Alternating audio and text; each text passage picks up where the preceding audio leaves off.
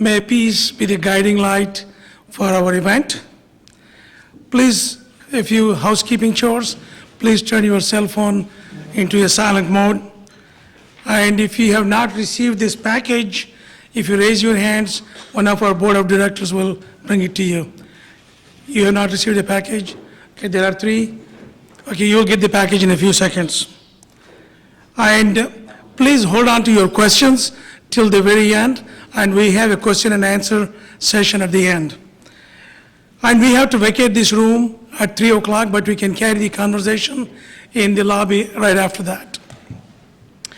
We are honored with the presence of congressmen, leaders from the interfaith community, business, civil society, and Muslim organizations and others. We thank each one of you for being here today. And I want to acknowledge our board of directors who have put in a lot of time to come to this point. While I call the name, if you could just stand up and say hello. Tufail Ahmed, Dr. Ishrat Hussain,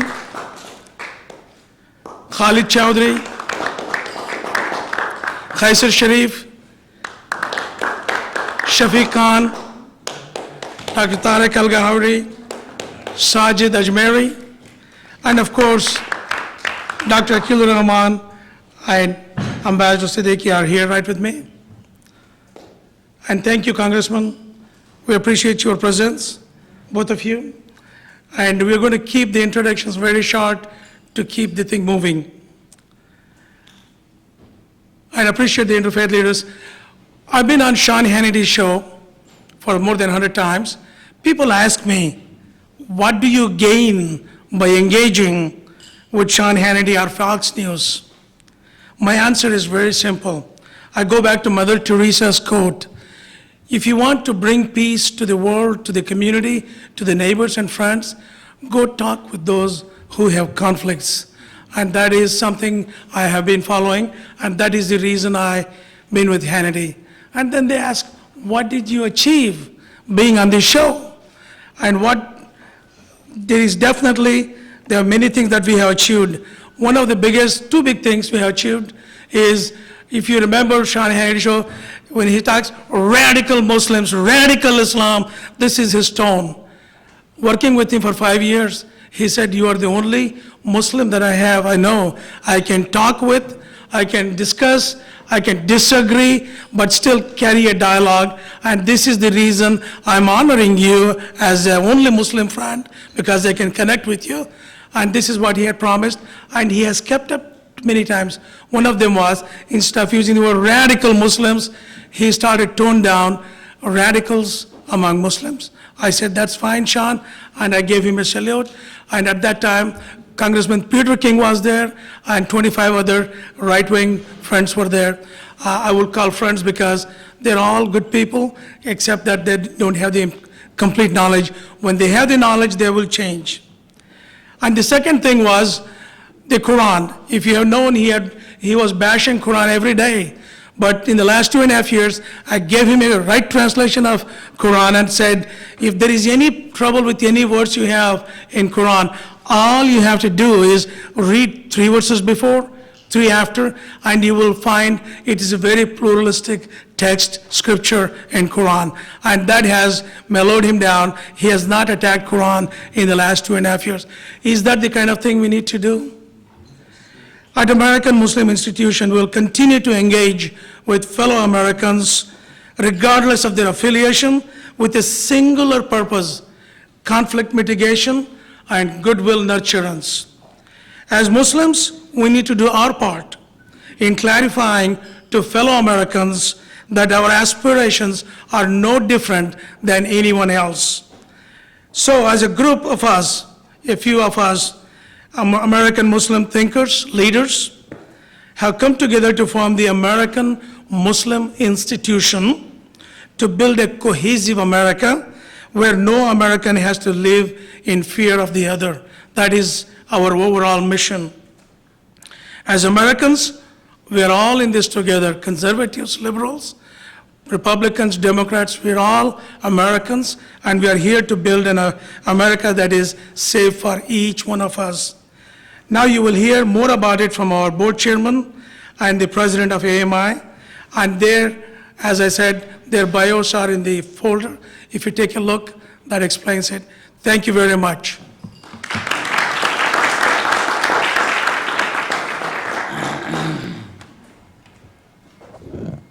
Thank you, Mike.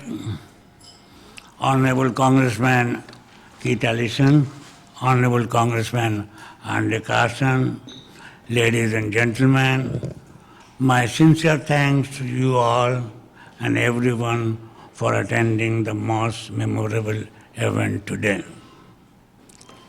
The American Muslim Institution is an organization which seeks to redeem and reclaim the balance of justice and freedom within this country while ensuring the Muslim community is properly represented. Our community, the nation as a whole, has endured times of great difficulty at the turn of this century. But I strongly believe Muslim community got a major brunt of these hard times disproportionately. Efforts have been made by numerous think tanks, NGOs to promote awareness and peace, yet we still felt that this organization was needed to fight our greatest fear, simply put, the war against Islamophobia. Unfortunately, the spread of Islamophobia in America, for no fault of her, American Muslim, is spreading like crazy. Every year, God knows how many millions of dollars are spent to give Muslims a bad name, to do the Muslim bashing, and to disgrace the Muslim whenever they get a chance. However, we are here to fight it as best as we can. Calling DC home now for almost 5 decades, I am so proud and privileged to be a part of such an organization. We may now provide a credible and proactive, unified voice for our community at the base that is our nation's capital. We can only do this through exposure, dialogue, and an understanding, and we are committed to that. We will build our relationship with every organization who is out there, who is ready to join hands with us and fight the bigotry and all these prejudices in the country. I have spent many years engaging in interfaith discussions with the Christian, Jewish, and religious groups, and working with the political framework of this country to lay the groundwork for a peaceful America today and for time to come.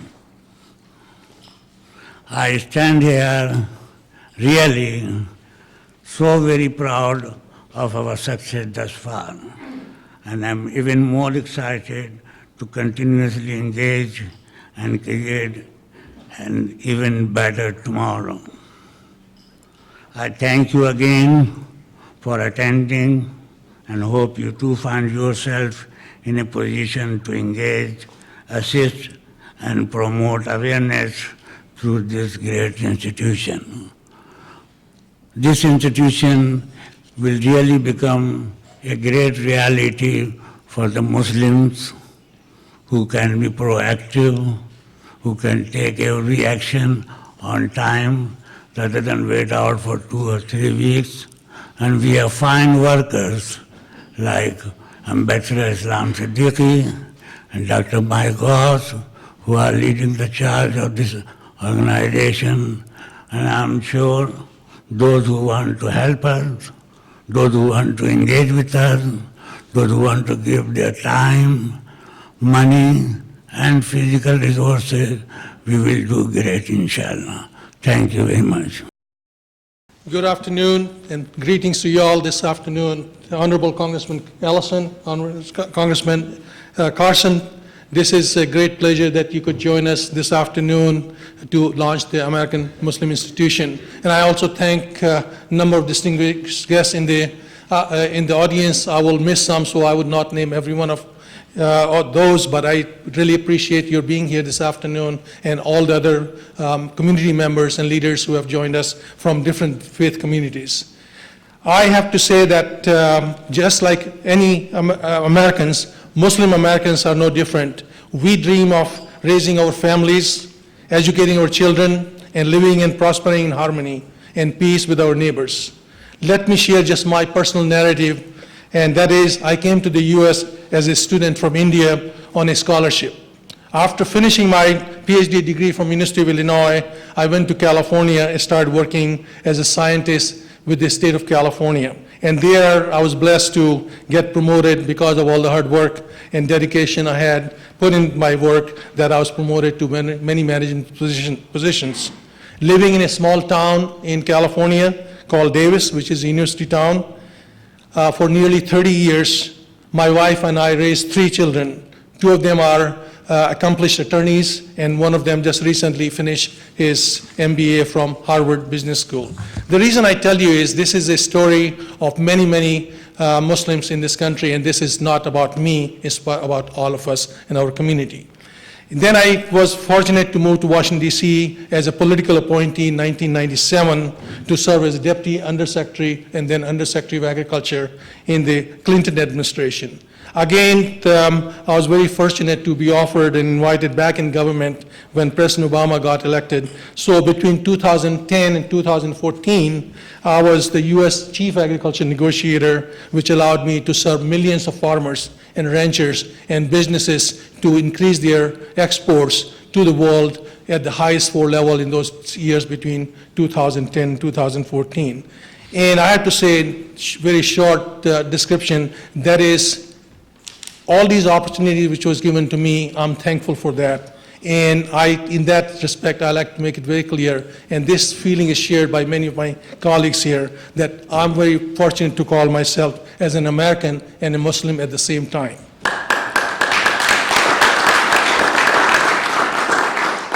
And I'm one of them. There are hundreds, thousands of Muslim Americans who came to this country as immigrants to receive the best education any country has to offer. And we have benefited from that best educational system in the world. And we have accomplished the American dream. And many of you in this room share the same thinking which I am sharing with our invited guests. In fact, every day, millions of Muslims are making significant and positive contributions to America as doctors, lawyers, businessmen, academics, IT professionals, government and service workers, and even taxi drivers, which there's nothing bad about, getting hard work. We believe that Islamic values and American values are fully compatible and with one another and are founded on common principles of respect and tolerance. Over the past several years, many in the media and my government colleagues have asked me the same questions. Where are moderate Muslims? Why are they not speaking out to condemn violent extremism of actions of few in the name of religion of Islam and 1.6 billion Muslims around the world? My short answer is this, that while numerous Muslim organizations and Muslim scholars have condemned these dreadful acts of violence, these which are contrary to the tenets of Islam, we can and should be doing more to speak out.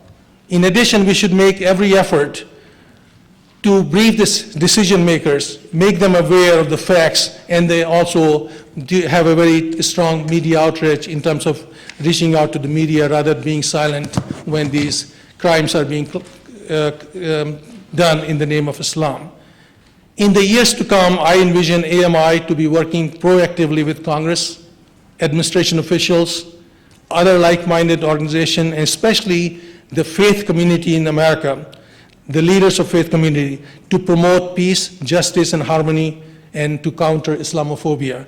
And we could not find a better person than Mike Ross, who has dedicated his life working on the issues of interfaith dialogue in the Dallas, Texas area. Now, recently, he's moved to Washington, D.C.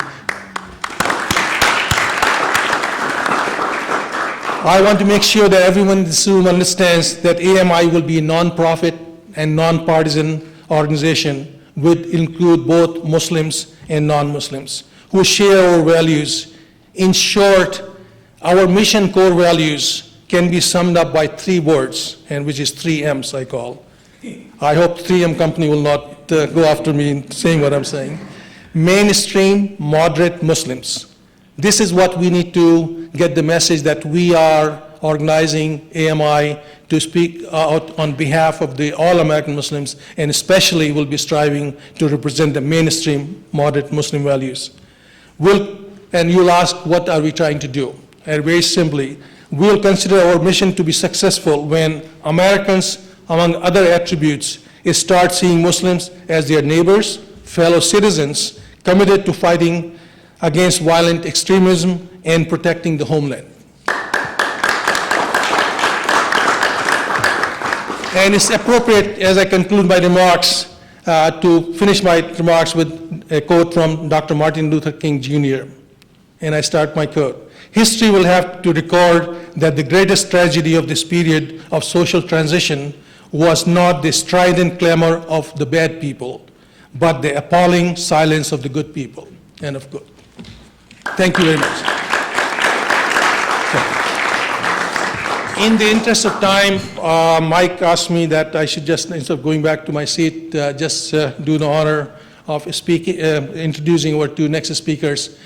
Since Congressman Keith Ellison, something has come up, he has to leave early. Mr. Congressman Carson, with your permission, if you're okay, I'll ask Keith Ellison to come first. Congressman Keith Ellison, who represents Minnesota's 5th Congressional District in the U.S. House of Representatives, as a member of House Financial Services Committee, he helps oversee nation's financial services and housing sectors, as well as Wall Street. He also serves on the House Democratic Steering and Policy Committee, which decides committee assignments for Democratic members and sets Democratic caucus's policy agenda. In the past, he served on the House Judiciary Committee and the House Committee on Foreign Affairs. Representative Ellison was elected as co-chair of the Congressional Progressive Caucus for the 113th Congress that promotes progressive promise of fairness for all. He also is a member of Congressional Black Caucus and a number of other caucuses which focus on subjects ranging from social inclusion to environmental protection. Before being elected to Congress, Representative Ellison was a noted community activist and ran a thriving law practice on civil rights, employment, and criminal defense in Minneapolis. He was also elected to serve 2 terms in the Minnesota State House of Representatives. Please join me in welcoming Congressman Keith Ellison.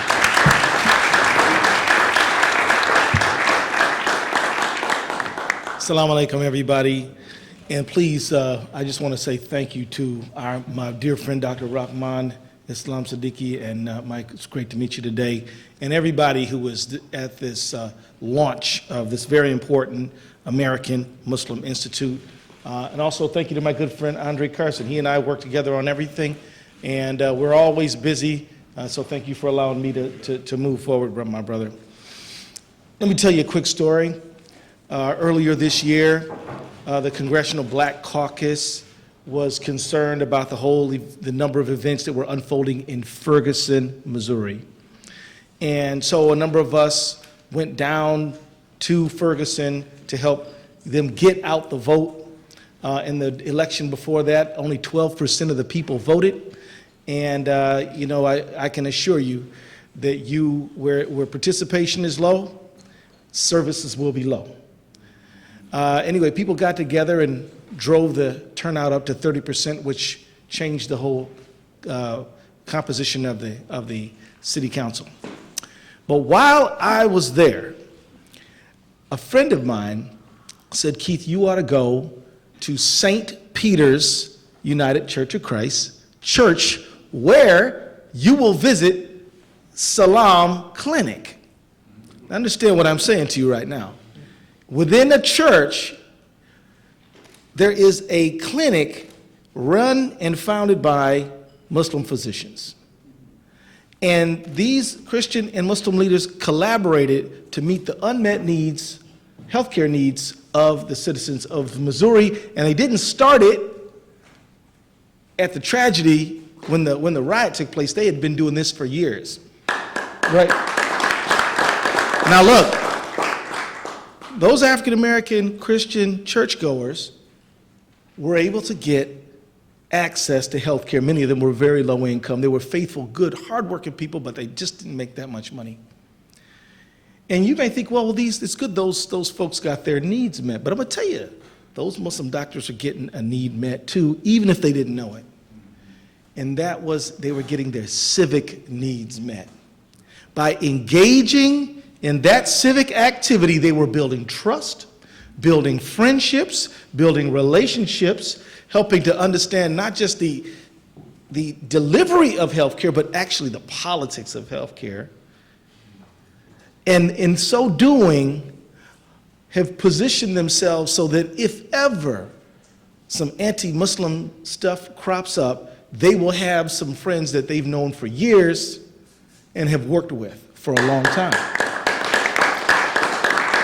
Making the point that it is engagement. I'm all in favor of all the countering violent extremism efforts that people are engaged in nowadays.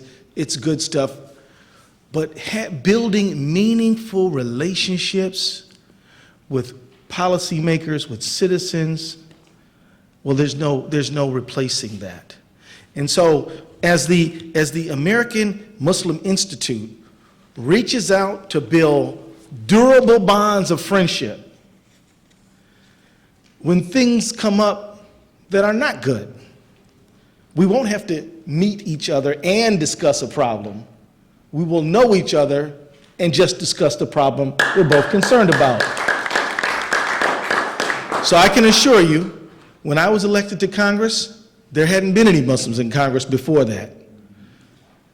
In case anybody thought it was just some kind of an accident, my brother Andre joined me shortly thereafter. The Muslim community is part and parcel of the American scene. This is our country. We pay taxes. We should be involved in the shaping of the American landscape. And I believe the American Muslim Institute is the right instrument to do that. I endorse the effort wholeheartedly, and thank you all for supporting it.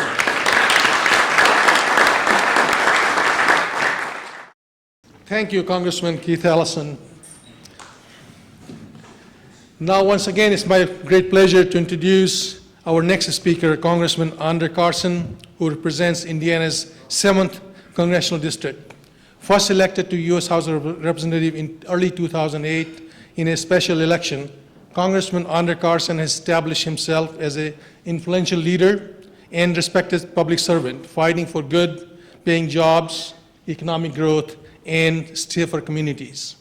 In the 114th Congress, Representative Carson serves on the House Transportation and Infrastructure Committee, where he is ranking member on the Subcommittee on Economic Development, Public Buildings, and Emergency Management. Additionally, Mr. Carson was selected for membership on the House Permanent Select Committee on Intelligence, which oversees intelligence activities of the U.S. intelligence community.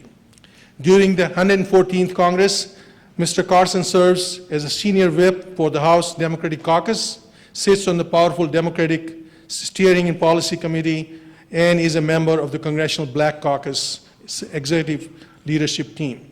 Before taking office, Representative Carson served on the Indianapolis City/County Council, where he worked to improve schools, support local businesses, and promote prosperous neighborhoods for families. Before his career as an elected official, he served as a board member on the investigative officer of the Indiana State Exercise Police and was also detailed to Indiana's Department of Homeland Security as Intelligence Fusion Center. With this brief introduction, please bring your hands together to welcome to the podium Congressman Andre Carson. Thank you, Ambassador Siddiqui. Assalamu alaikum. Consider Ambassador Siddiqui a great friend. Had the opportunity to work with his daughter, who's not here. I saw her sister earlier and her mom, and I've kind of forced myself into the Siddiqui family in a sense. Good people. Have to thank my good friend Dr. Rahman for his insights, and Dr. Rahman has been a great resource for a lot of members of Congress and legislators because he has empowered his son to carry on the good work of his genius and brilliance, and of course Mike, who we met at the beginning. And you know, when you start mentioning other VIPs in the room, Ambassador, people get upset. So, Ambassador Rasul, I don't want to start mentioning folks because I don't want to upset people. You know? So, Farah Pandith, all of her hard work, I won't mention her. And I certainly don't want to mention Fitra Muhammad because I don't want to get folks upset, but I didn't hear one sister's name mentioned, so I had to throw in the sisters. But I want to thank you all for having me here today to celebrate the creation of the American Muslim Institution. Of course, we know Ambassador Siddiqui's great work with both the Clinton and the Obama administration, and Dr. Rahman's phenomenal work in the biomedical sector. But today's Muslim community is still faced with some very serious challenges, which is why the formation of this great organization is so critical. We're still dealing with issues of racism, profiling, surveillance, violent extremism, and internal debates about the direction of our faith. Now, while we are monotheistic, we know that we are not monolithic. We come from a variety of backgrounds and hold countless opinions about issues of the day, especially the direction of our country, as Brother Keith Ellison highlighted. But one thing is very clear. We need organizations that recognize and encourage the kind of diversity we're talking about. Yes, we have ISNA. Yes, we have ICNA. Yes, we have POCPAC. Yes, we have CARE. We have Emerge. We have one of my favorites, I'll say it, Impact. But I think AMI adds to the diversity that we share because with AMI, you get a different set of opinions and you have a different set of experiences. And you have a different kind of credibility. Not that the others are not credible, but I think the organization here today is going to promote dialogue. It will help to dispel a lot of negative assertions that are out there from television pundits about what it means to be a Muslim and what Muslims represent.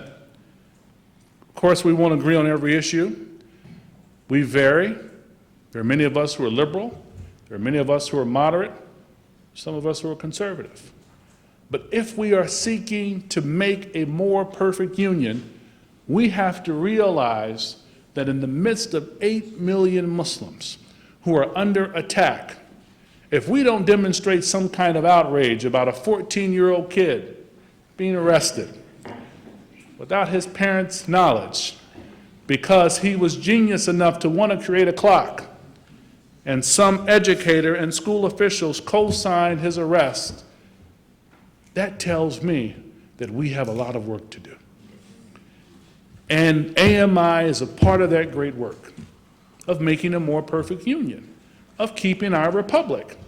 When Abraham Lincoln was fighting and meeting with Frederick Douglass and the abolitionist movement, when Congress failed to do the right thing, it was the sentiment and movement of the people that forced him to free the slaves.